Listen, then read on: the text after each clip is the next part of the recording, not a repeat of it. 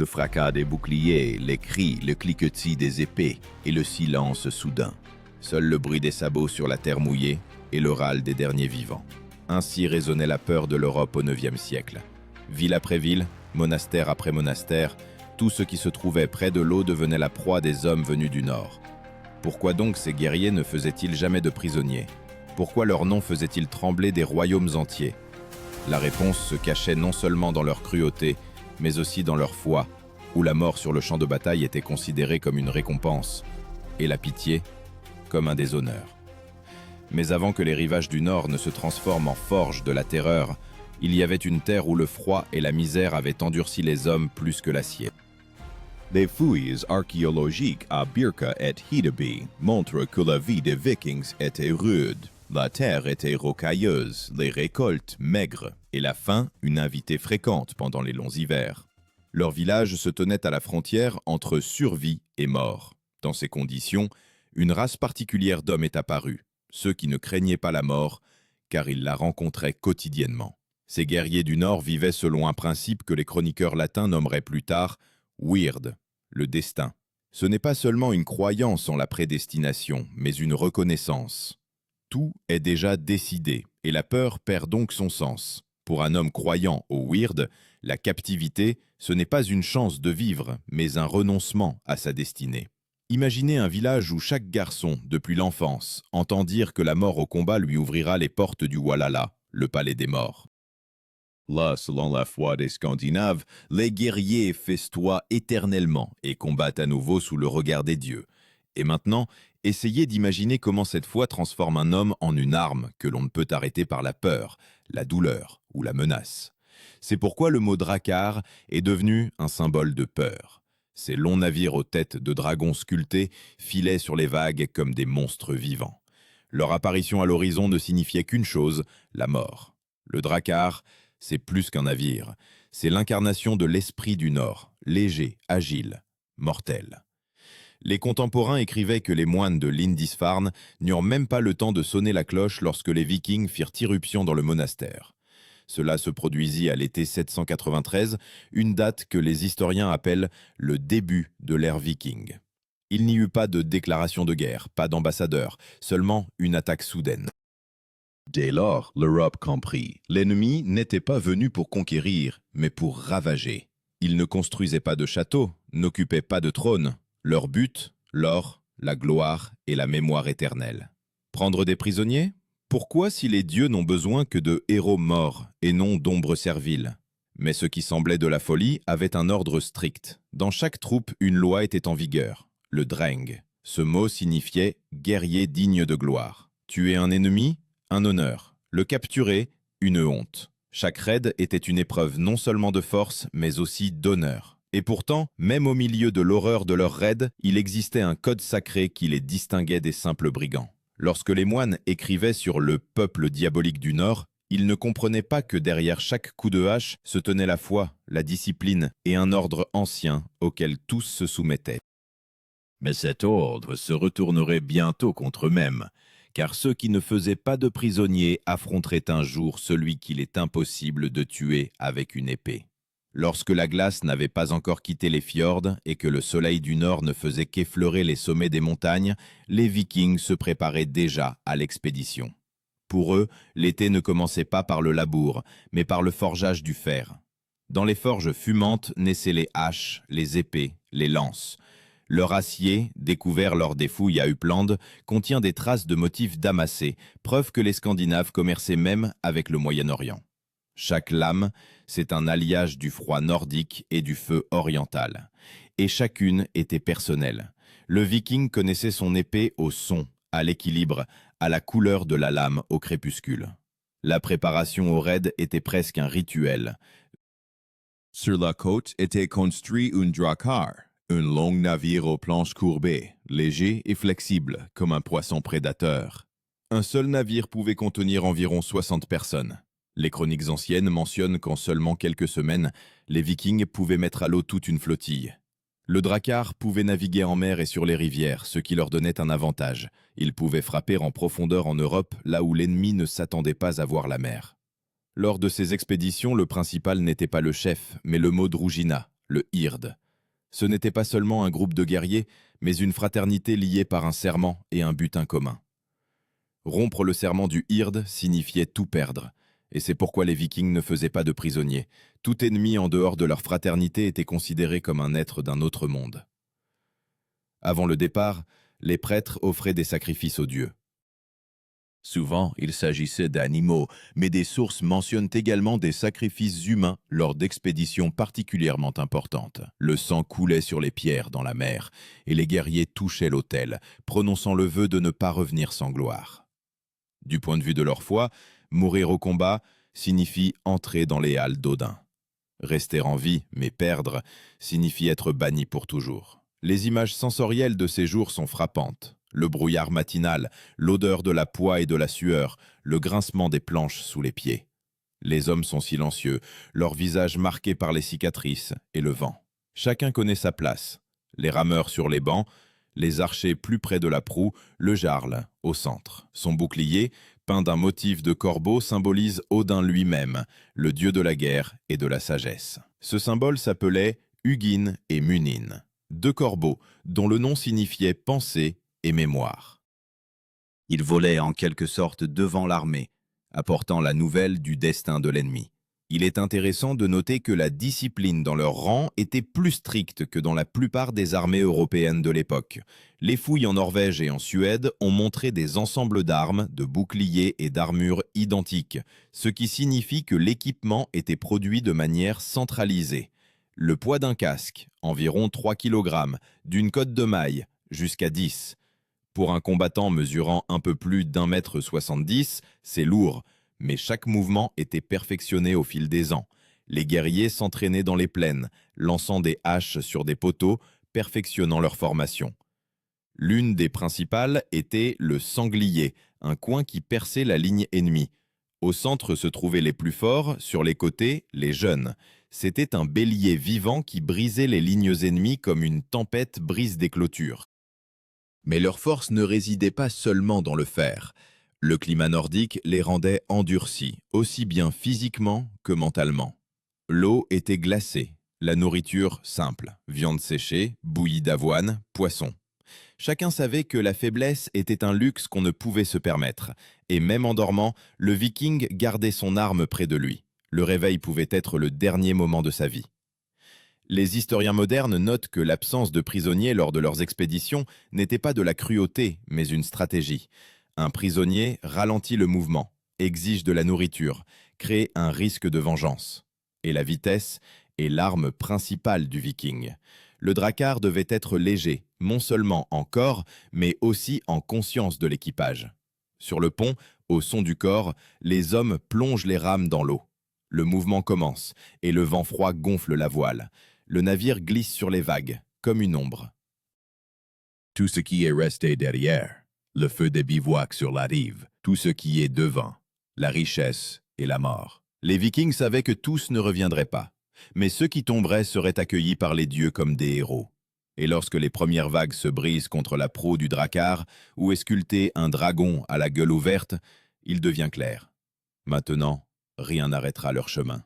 L'Europe dort encore, mais son cauchemar vient déjà par la mer. La nuit. La mer est noire, comme du sang figé sur le fer. À l'horizon, ni étoile, ni lumière. Seul le clapotis des rames et le sifflement discret du vent, comme si l'air lui-même craignait de trahir l'approche des ombres du nord.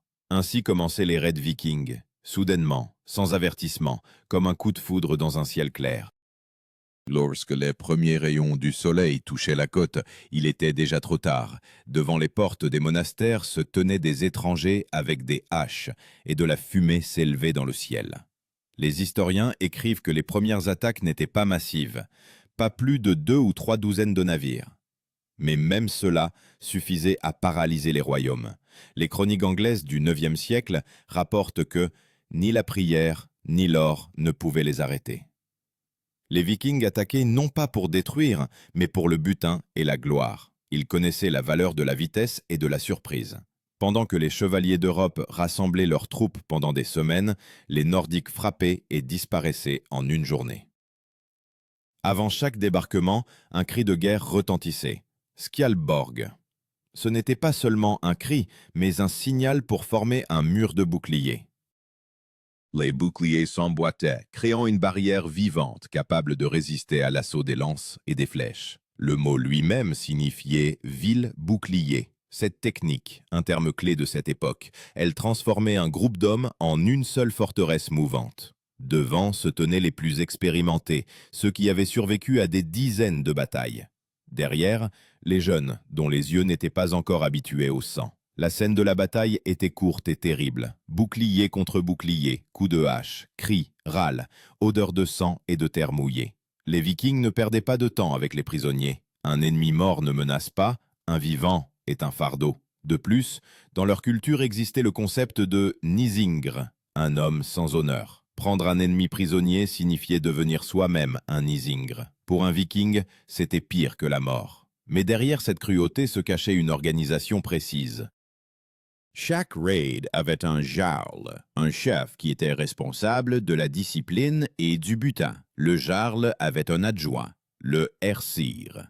Il distribuait les trophées et veillait à ce que chaque guerrier reçoive sa part. Rompre l'ordre du partage signifiait provoquer la colère de toute la Drujina. Et c'est précisément cet ordre qui permettait aux Vikings d'agir comme un tout, même loin de leur patrie. Les chroniques des monastères francs décrivent comment, à la vue des dracars, les moines jetaient les cloches dans les rivières pour qu'elles ne soient pas trouvées. Ce n'est pas une légende, mais un fait, confirmé par des découvertes aux embouchures de la Seine et de la Loire. De lourdes cloches de bronze, enfouies dans la vase. La trace d'une fuite panique. Pour l'Europe, le son du corps des Vikings est devenu un symbole de la faim. Ils attaquaient à toute saison. En hiver, lorsque les rivières gelaient, les navires étaient traînés sur la glace. Au printemps, lorsque l'eau montait, ils s'enfonçaient dans le continent. Les annales enregistrent des raids même au cœur de la France, à des centaines de kilomètres de la mer. Cela semblait impossible, mais les légers dracars passaient par les rivières étroites, ne laissant derrière eux que de la fumée et des traces de sabots de chevaux chargés. Chaque expédition était un mélange de religion et de stratégie. Avant la bataille, le prêtre lançait une lance vers l'ennemi, un signe que les âmes des défunts appartenaient à Odin. Ce geste s'appelait Geirskast, et son symbolisme est simple. À qui la lance, à celui la mort. Et lorsque la lance s'enfonçait dans la terre devant la première ligne ennemie, cela signifiait qu'il était déjà trop tard pour prier. Mais ce qui était encore plus terrible, c'est que les Vikings n'avaient pas peur de mourir. Leurs yeux brillaient comme ceux qui avaient déjà vu leur fin. L'un des chroniqueurs francs écrivait « Ils souriaient quand les flèches les transperçaient ». Cette foi les rendait invincibles, non par le corps, mais par l'esprit. Car comment vaincre celui qui est heureux de périr ? Au combat, chaque coup avait un but. L'épée n'était pas balancée, elle était utilisée pour piquer. La hache ne frappait pas la tête, mais les jambes, déséquilibrant l'ennemi. Lorsque la ligne adverse s'effondrait, le carnage commençait. Femmes et enfants, prêtres et chevaliers, pour les Vikings, tous faisaient partie d'un même destin. Ils ne distinguaient pas les coupables des innocents, car ils croyaient, si les dieux ont décidé que tu rencontrerais un guerrier du Nord, alors ton heure est venue. Et pourtant, ce n'était pas seulement la peur qui les poussait. Chaque expédition était une chance de devenir une légende, car la gloire, selon leur foi, est la seule chose qui survit à la mort. Les chants des sagas disaient « Le nom vit plus longtemps que le corps ». C'est pourquoi ils se battaient, non pour la vie, mais pour le nom. Le soleil se lève sur la côte, et la fumée plane encore au-dessus des maisons brûlées. Sur le sable, des traces de pieds nus et des boucliers ensanglantés. Les dracars s'éloignent en mer, légers, comme si les vagues elles-mêmes les emportaient. Sur la rive, le silence. L'Europe vivra de nouveau dans l'attente de la prochaine tempête, car chacun savait, quelque part là-bas, au-delà de l'horizon, de nouvelles ombres se préparent déjà. Au milieu du IXe siècle, la peur des Vikings atteignit son paroxysme. Les chroniques franques les appellent la peste du Nord, et les moines anglais écrivaient que la mer rejette des démons. Mais derrière cette horreur se cachait une précision d'action étonnante. Les Vikings apprirent non seulement à attaquer, ils transformèrent le pillage en un système. Leurs raids devinrent des opérations où chaque détail comptait. Le plus terrible de ces coups fut l'expédition sur Paris, en 857. 200 navires remontèrent la Seine, comme si la rivière elle-même leur avait ouvert le chemin. Les contemporains se souvenaient que le bruit des rames et des voiles ressemblait à une tempête. À bord de chaque navire, environ 60 hommes, ce qui signifie que près de 12 000 guerriers approchèrent des murs de la ville. Ils n'avançaient pas avec une fureur insensée, mais avec la détermination froide d'artisans de la guerre. Paris n'était pas préparé. La ville était entourée de murs, mais sa défense, une centaine de guerriers et des moines avec des croix. Les Vikings établirent leur camp sur l'île de la Cité, où se dresse aujourd'hui la cathédrale Notre-Dame. Leur camp était un miroir exact de l'organisation militaire, tant en rangées, dépôts d'armes, forges sous des abris. Les données archéologiques confirment la présence de traces de fosses de forge et de taches de charbon à cet endroit. Cela signifie que les Nordiques vécurent réellement ici pendant des semaines. Avant l'assaut, le Jarl Ragnar, dont le nom est entré dans la légende, ordonna de construire un mur de navires pour bloquer le courant. C'était une technique appelée Skipaborg, une forteresse navale. Elle permettait de créer une fortification flottante d'où l'on pouvait tirer. Aucune armée d'Europe ne maîtrisait alors une telle tactique. L'assaut commença sous le mugissement des corps. Les Vikings utilisèrent des flèches enflammées et de la poix pour affaiblir les portes en bois. Quand la fumée obscurcit le ciel, ils avancèrent en formation sanglier, en coin, perçant les défenseurs. Les premiers rangs tombaient, mais les autres marchaient sur les corps. Les contemporains écrivaient que la terre tremblait sous leurs pas. Et encore, pas de prisonniers. Seulement des corps et des cendres. La raison de cela était plus profonde qu'une simple cruauté. Pour les Vikings, le combat était un échange sacré, la vie contre la gloire. La captivité rompait l'équilibre, car celui qui n'était pas mort n'avait pas pu achever son chemin. C'est pourquoi, après la bataille, les corps des ennemis étaient brûlés ou jetés à l'eau, pour empêcher les âmes de revenir. Ce rituel s'appelait blot, sacrifice. Mais les sacrifices n'étaient pas offerts aux dieux pour obtenir la miséricorde, mais au monde pour l'équilibre. Paris ne tomba pas entièrement, mais la rançon que les Francs payèrent fut sans précédent, 7000 livres d'argent. C'est environ 2 tonnes de métal précieux. Avec cet argent, on aurait pu construire une ville, mais les Francs préférèrent payer pour que les Nordiques partent. Et les Vikings partirent, seulement pour revenir. Leur victoire avait un autre aspect.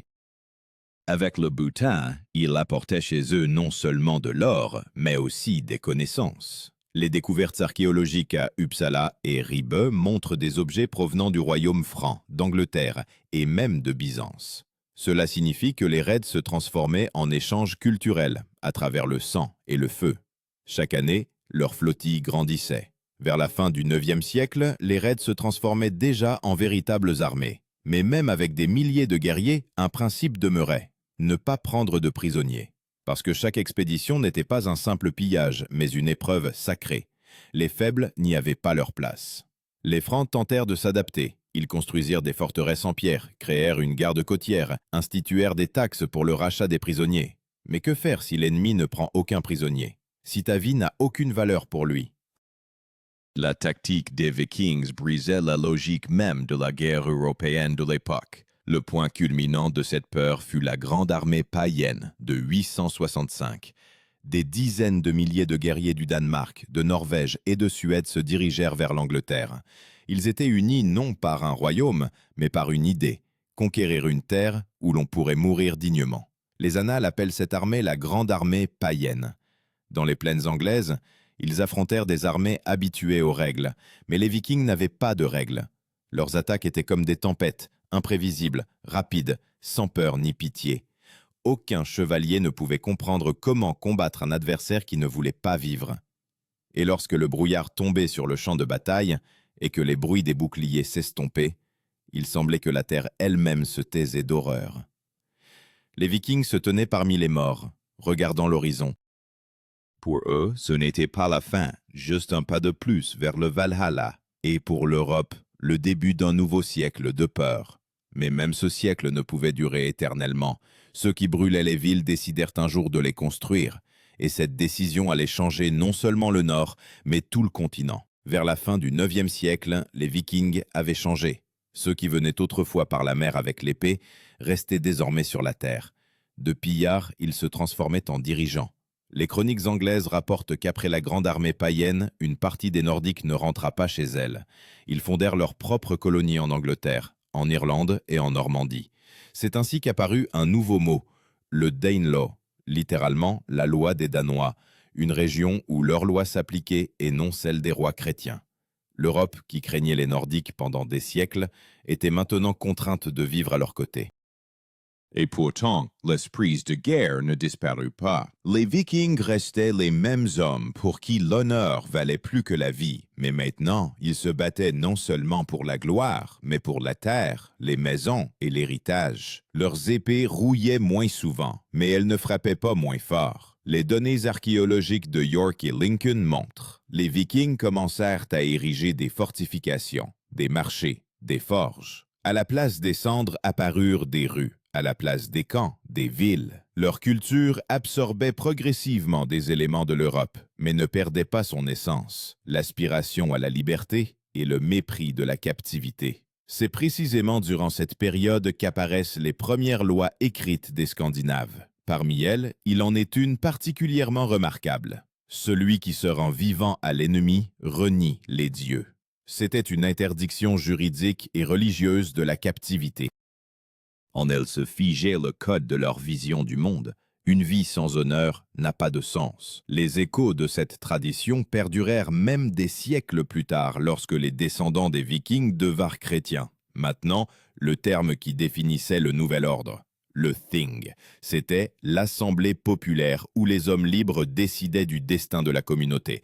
Le Thing n'était pas seulement un tribunal, mais un symbole d'égalité. Ici, on ne parlait pas avec l'épée, mais avec la parole. Et c'était un contraste étonnant. Un peuple qui avait jadis vécu par la guerre construisait maintenant une société basée sur la loi. Mais même dans cette loi vivait leur ancienne logique cruelle. L'honneur est plus important que la vie, la captivité, pire que la mort. Les Nordiques commencèrent à embrasser le christianisme, mais pas immédiatement et à contre-cœur. Les premières croix sur leurs navires n'étaient pas un symbole de foi, mais un signe de compromis politique. Cependant, lorsque la foi les changea, elle ne put effacer la mémoire. Même devenus rois, les descendants des Vikings se souvenaient. Leurs ancêtres ne faisaient pas de prisonniers parce qu'ils ne reconnaissaient pas l'esclavage de l'esprit. En Normandie, où les Vikings s'installèrent sous la direction de Rollon, un nouveau duché émergea. Les chroniques franques racontent comment l'empereur Charles le Simple lui accorda des terres en échange d'un serment de paix. Mais les chroniqueurs notent que Rollon refusa d'embrasser la main de l'empereur. Au lieu de cela, il força l'un de ses guerriers à s'incliner et à porter la main de l'empereur à ses lèvres. Un symbole de fierté que ni le pouvoir ni la religion ne pouvaient briser. Dans le nord, les Vikings devinrent des marchands. Leurs navires transportaient désormais non pas des guerriers, mais des fourrures, de l'ambre et de l'argent. Mais même le commerce restait une continuation de la guerre. C'était maintenant une lutte pour l'influence. Dans les runes et les sagas résonne un nouveau thème, la conquête par la richesse. Et pourtant, malgré les voiles douces et le tintement des pièces, derrière tout cela se tenait la même force qui les avait autrefois menés aux côtes de l'Angleterre. Il est intéressant de noter que les archéologues, en fouillant les tombes vikings, trouvent souvent des armes placées à côté du corps, même si la personne est morte de mort naturelle. Cela signifie que l'image du guerrier est restée éternelle. Même lorsque les guerres furent terminées, ils croyaient qu'une bataille les attendait au-delà du seuil. Les historiens débattent de la fin de l'ère viking. Certains citent l'an 1005, lorsque le roi Olaf Tryggvason christianisa la Norvège. D'autres, l'an 1042, la mort du dernier roi Knut le Grand. Mais peut-être, elle ne s'est pas terminée du tout. Parce que l'esprit viking, ce n'est pas une épée ni un navire, c'est un état d'âme, un refus de la soumission. L'Europe changea sous leur coup. Les côtes furent fortifiées, les armées apprirent à agir plus vite, les villes à construire plus solidement. Même le concept de vitesse de la guerre naquit à l'époque où les dracars filaient sur les rivières. Les Vikings apprirent à l'Europe à craindre, et par là même la rendirent plus forte. Cependant, dans cette nouvelle Europe, ils en devinrent eux-mêmes une partie. Leurs descendants siégeaient sur les trônes d'Angleterre, régnaient sur la Normandie, combattaient à Byzance. Ils n'étaient plus la peste du Nord, ils en étaient devenus la mémoire. Mais une mémoire dans laquelle résonne toujours le fer et s'entend le rugissement du vent marin. Et pourtant, une question demeurait. Si la foi au Walhalla et le mépris de la captivité les avaient rendus invincibles, Qu'arriva-t-il lorsque cette foi disparut? Qu'est-il advenu du peuple qui considérait la mort comme un cadeau et la vie comme une épreuve? La réponse se trouve au cœur même de cette légende, où entre le sang et la gloire naît quelque chose d'éternel. Lorsque les temples d'Odin furent remplacés par des églises et que les dracars pourrirent dans les havres, l'Europe souffla de soulagement. Mais le silence, venu après des siècles de fracas, ne signifiait pas l'oubli. Le souvenir des Vikings vivait dans les pierres, dans les champs, dans le sang de ceux qui ne savaient plus craindre. Leur esprit se fondit dans l'idée même de l'Europe, ne pas se soumettre aux circonstances, aller là où les autres n'osent pas.